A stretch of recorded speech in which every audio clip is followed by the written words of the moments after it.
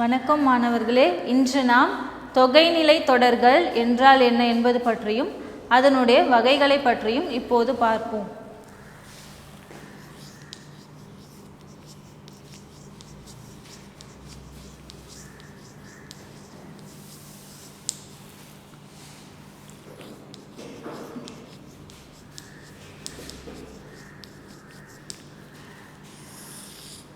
தொகை என்றால் மறைந்து,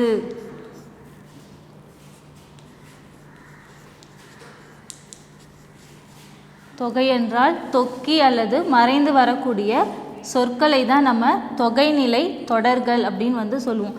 இப்போ தொடர்னா என்ன என்பது பற்றி பார்ப்போம்.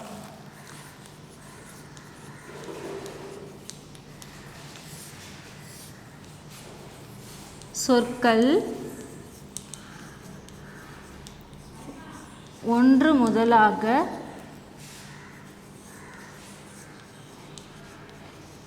தொடர்ந்து நின்று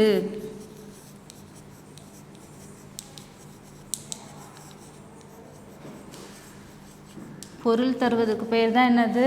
தொடர்.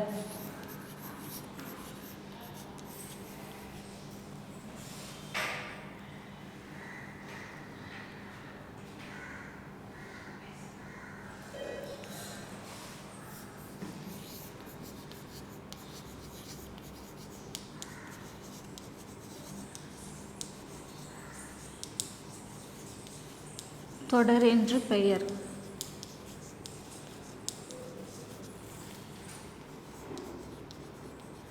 தொடர்னா என்னது?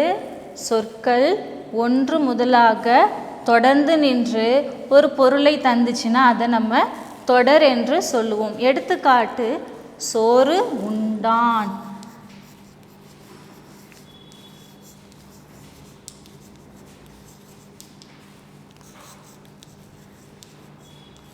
சோறு உண்டான் என்பது சொற்கள் இரண்டு அல்லது அதுக்கு மேற்பட்ட சொற்களாக தொடர்ந்து வந்ததுனால இதை நம்ம தொடர் என்று கூறுகிறோம். இப்போது தொகைநிலை தொடர்கள் என்றால் என்ன என்பது பற்றியும் அதனுடைய வகைகளை பற்றியும் பார்ப்போம். தொடர்னா என்னன்னு பார்த்தோம் இல்லையா? இப்போ தொகைநிலை தொடர்கள்.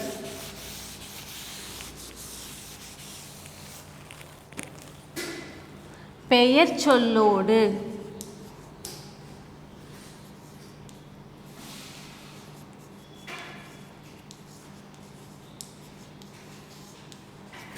வினை சொல்லும்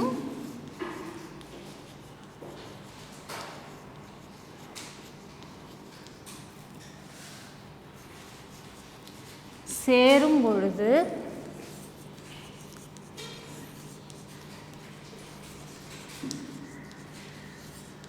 இடையில்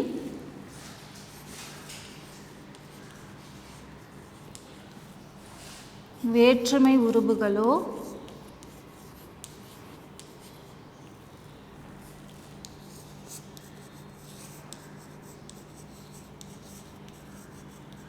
அல்லது வினை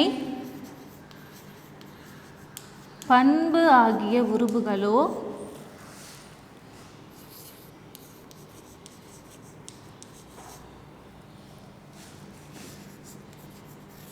மறைந்து வருவதற்கு பெயர் தான் என்னது?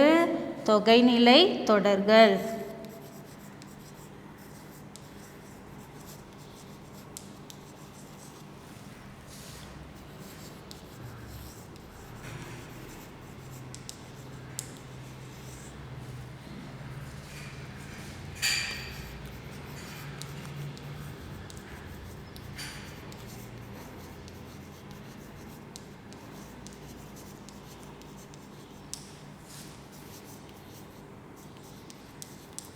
எடுத்துக்காட்டு, கரும்பு தின்றான்.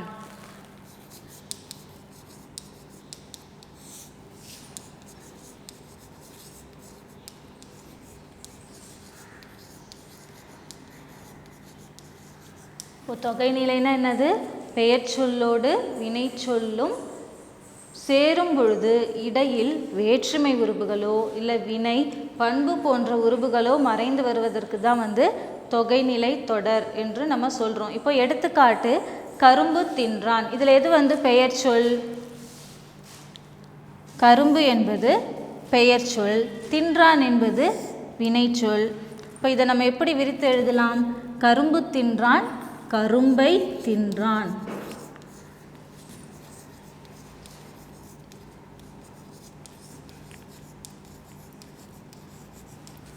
இப்போ இங்கே பை இருக்குது. இப்பு கூட்டல் ஐ பை. இப்போ இங்கே என்ன வேற்றுமை உருபு மறைந்து வந்திருக்குன்னா ஐ என்கின்ற இரண்டாம் வேற்றுமை உருபானது மறைந்து வந்திருக்கு. இப்போ பெயர் சொல்லோடு வினைச்சொல்லும் சேர்ந்துருச்சு. இடையில் வேற்றுமை உருபு ஐ என்கின்ற இரண்டாம் வேற்றுமை உருபும் மறைந்து வந்ததுனால இதை நம்ம தொகைநிலை தொடர் அப்படின்னு சொல்கிறோம். இப்போ தொகைநிலை தொடர்னா என்னன்னு உங்களுக்கு தெரிஞ்சிருக்கும் மாணவர்களே. தொகைநிலை தொடர்னா என்னது? பெயர் சொல்லோடு வினைச்சொல்லும் சேரும் பொழுது இடையில் ஐ ஆல் கூ இன் அது கண் என்கின்ற வேற்றுமை உருபானது மறைந்து வருவதற்கு பேர் தான் தொகைநிலை தொடர். இங்கே எடுத்துக்காட்டு கொடுத்துருக்காங்க. எடுத்துக்காட்டு என்ன கொடுத்துருக்காங்க? கரும்பு தின்றான். அதை நம்ம எப்படி எழுதுவோம்? கரும்பை தின்றான். இப்போ ஐ என்கின்ற உருபானது மறைந்து வர்றதுனால இது தொகைநிலை தொடர் எனப்படும். இப்போது இந்த தொகைநிலை தொடர் எத்தனை வகைப்படும் அப்படின்றத பார்க்கலாம்.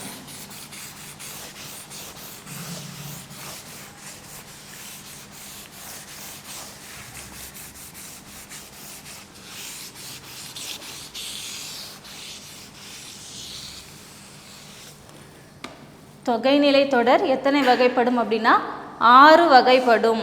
தொகைநிலை தொடர் எத்தனை வகைப்படும்? 6 வகைப்படும்.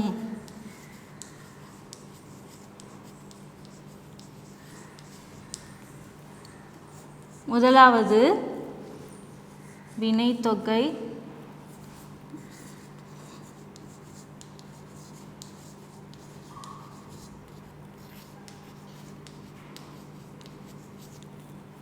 வேற்றுமை தொகை, வினைத்தொகை,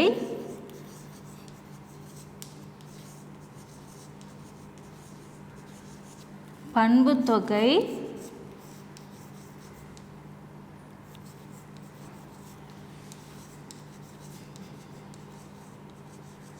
உவமைத்தொகை,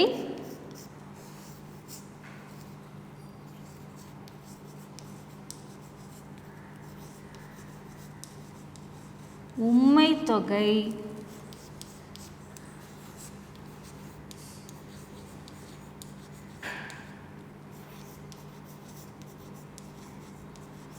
அன்மொழித் தொகை.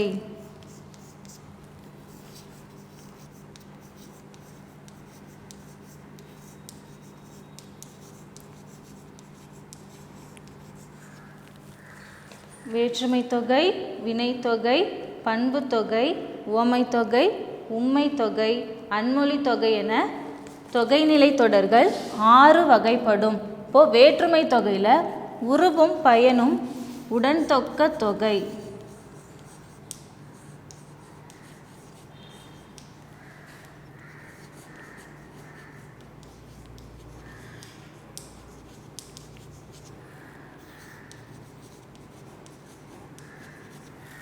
வேற்றுமை தொகையில் உருவும் பயனும் உடன்தொக்க தொகையும் வரும். ஆனால் தொகைநிலை தொடர்கள் மொத்தம் 6 வகை தான் படும். இதை நீங்கள் கன்ஃபியூஸ் பண்ணிக்கக்கூடாது. தொகைநிலை தொடர்கள் 6 வகைப்படும். முதலாவதாக இருக்கிறது என்னது? வேற்றுமை தொகை. இப்போது நம்ம வேற்றுமை தொகைனா என்ன அப்படின்னு பார்க்கலாம்.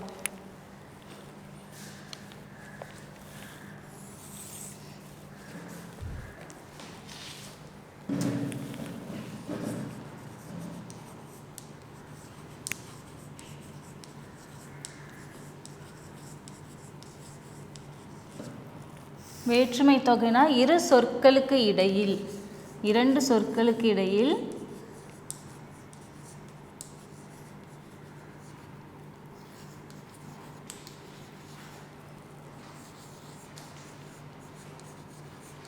வேற்றுமை உருபுகள்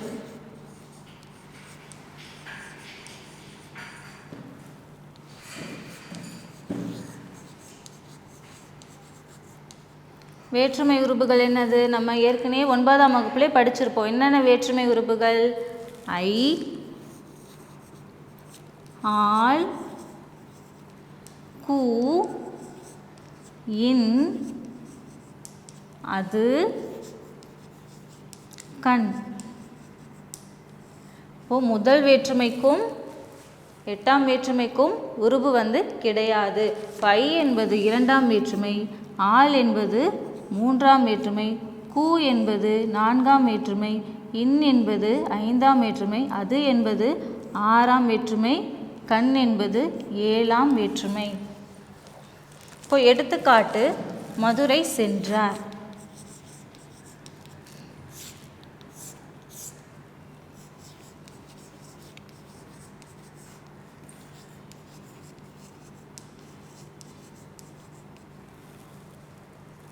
இப்போ எடுத்துக்காட்டு மதுரை சென்றார்னு இருக்குது. ஆனால் இங்கே வேற்றுமை உருபு மறைந்து வந்திருக்கு. நம்ம இதை எப்படி எழுதலாம்? மதுரை சென்றார், மதுரைக்கு சென்றார்.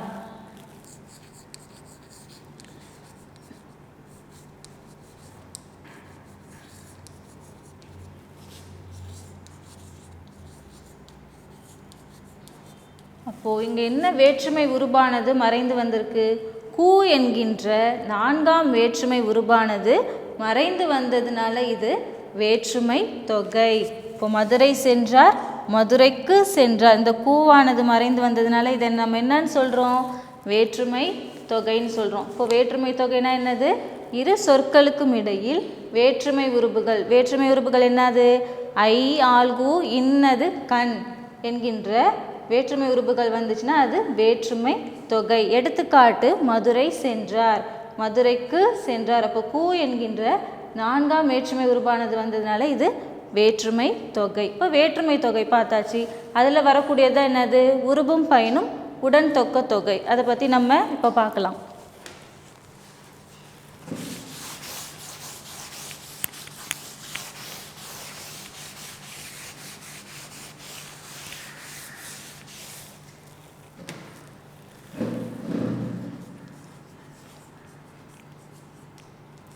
உருபும் பயனும் உடன் தொக்க தொகை.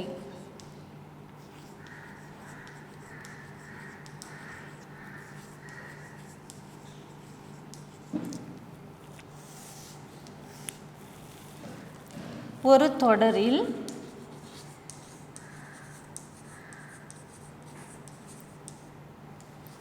உருபும், உருபுனா என்னது? வேற்றுமை உருபுகள். உருபும் அதன் பயனும் மறைந்து வந்தால்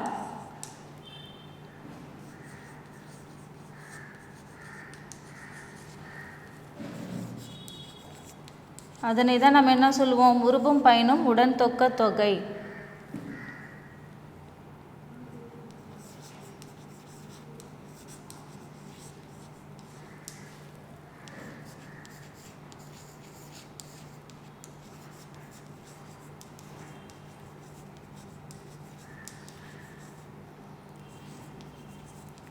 இப்போ எடுத்துக்காட்டு என்ன எழுதலாம் அப்படின்னா, தமிழ் தொண்டு.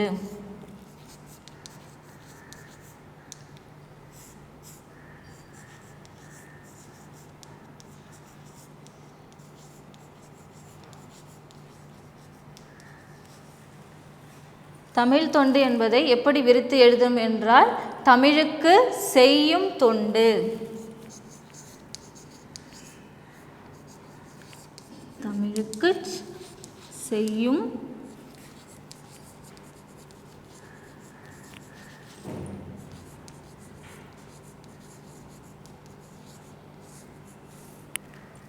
இப்போ இங்கே கூ என்கின்ற உருபு மறைந்து வந்துருச்சு. கூ என்பது எத்தனாவது உருபு? 4ஆவது வேற்றுமை உருபு. அப்போ ஒரு தொடரில் வேற்றுமை உருபும் மறைந்து வந்துருச்சு. அதனுடைய பயன் என்னது? செய்யும். செய்யும் என்கின்ற பயனும் மறைந்து வந்ததுனால இது உருபும் பயனும் உடன் தொக்க தொகை அப்படின்னு சொல்லலாம். இப்போ உருபும் பயனும் உடன் தொக்க தொகைன்னா என்னது? ஒரு தொடரில் உருபும் அதன் பயனும் மறைந்து வந்து பொருள் தந்தால் அதுதான் என்னது?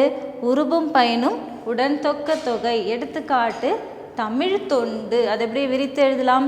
தமிழுக்கு செய்யும் தொண்டு. அப்போ கூ என்கின்ற உருபானது மறைந்து வந்துருச்சு. செய்யும் என்கின்ற பயனும் மறைந்து வந்ததுனால இது உருபும் பயனும் உடன் தொக்க தொகை எனப்படும். இப்போ நம்ம தொகை நிலை தொடர்னா என்ன ஃபர்ஸ்ட்லேருந்து பார்த்துடலாம். பெயர் சொல்லோடு வினை சொல்லும் பெயர் சொல்லும் சேரும்போது இடையில் வேற்றுமை உருபுகளோ பண்பு உருபுகளோ மறைந்து வந்தால் அதை தான் நம்ம என்னன்னு சொல்லுவோம், தொகைநிலை தொடர்னு சொல்லுவோம். எடுத்துக்காட்டு என்ன சொல்லலாம், கரும்பு தின்றான். கரும்பு தின்றான் என்கும்பொழுது அங்கே வேற்றுமை உருபானது மறைந்து வருது. கரும்பு தின்றான், கரும்பை தின்றான். அப்போது கரும்பு என்பது பெயர் சொல், தின்றான் என்பது வினைச்சொல். இரு சொற்களுக்கும் இடையில் ஐ என்கின்ற உருபானது மறைந்து வந்ததுனால இது தொகைநிலை தொடர் அப்படின்னு சொன்னோம் இல்லையா. இப்போ இந்த தொகைநிலை தொடர் எத்தனை வகைப்படும் அப்படின்னா 6 வகைப்படும். என்னென்ன, வேற்றுமை தொகை, வினைத்தொகை, பண்பு தொகை, உவமை தொகை, உம்மை தொகை, அன்மொழி தொகை என தொகைநிலை தொடர்கள் 6 வகைப்படும். கண்டிப்பாக குருவினால் இந்த தொகைநிலை தொடர்கள் வகைகள் கேட்கக்கூடிய வாய்ப்பானது இருக்குது. அதில் உருபும் வேற்றுமை தொகைனா என்னன்னு பார்த்தோம். இரு சொற்களுக்கு இடையில் வேற்றுமை உருபானது என்னென்ன வேற்றுமை உருபுகள், ஐ, ஆல், கூ, இன், அது, கண் என்பன வேற்றுமை உருபுகள். ஆனால் முதலாம் வேற்றுமைக்கும் 8ஆம் வேற்றுமைக்கும் உருபு கிடையாது. அதில் தான் உருபும் பயனும் உடன் தொக்க தொகையும் வருது. எதில், வேற்றுமை தொகையில் தான் உருபும் பயனும் உடன் தொக்க தொகையும் வருது. இப்போ உருபும் பயனும் உடன் தொக்கை தொகைனா ஒரு தொடரில் உருபும் அதனுடைய பயனும் மறைந்து வந்தால் அது உருபும் பயனும் உடன் தொக்க தொகை என்று நாம் சொல்லலாம். எடுத்துக்காட்டு, தமிழ் தொண்டு தமிழுக்கு செய்யும் தொண்டு. அப்போ இங்கே கூ என்கின்ற உருபும் மறைந்து வந்துருச்சு, செய்யும் என்கின்ற பயனும் மறைந்து வந்ததுனால இது உருபும் பயனும் உடன் தொக்க தொகையாகும்.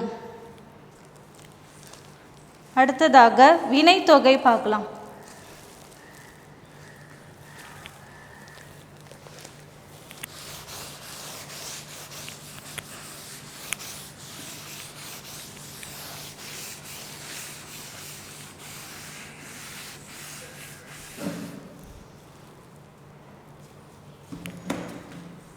வினைத்தொகை, இப்போ வேற்றுமை தொகை பார்த்தாச்சு, உருபும் பயனும் உடன் தொக்க தொகை பார்த்தாச்சு. அடுத்ததாக உள்ளது என்னது, வினைத்தொகை.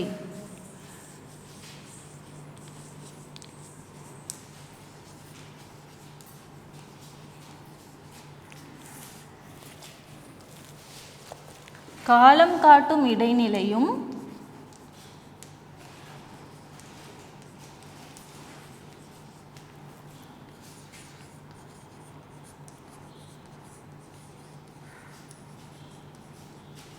பெயரச்ச விகுதியும்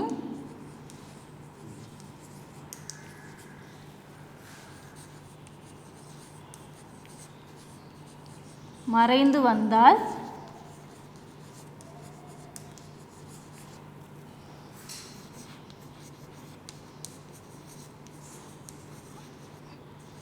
அதனை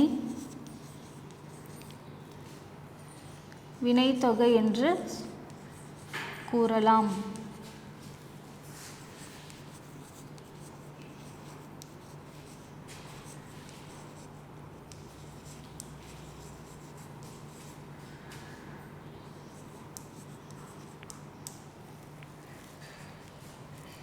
எடுத்துக்காட்டு, கொள் களிறு.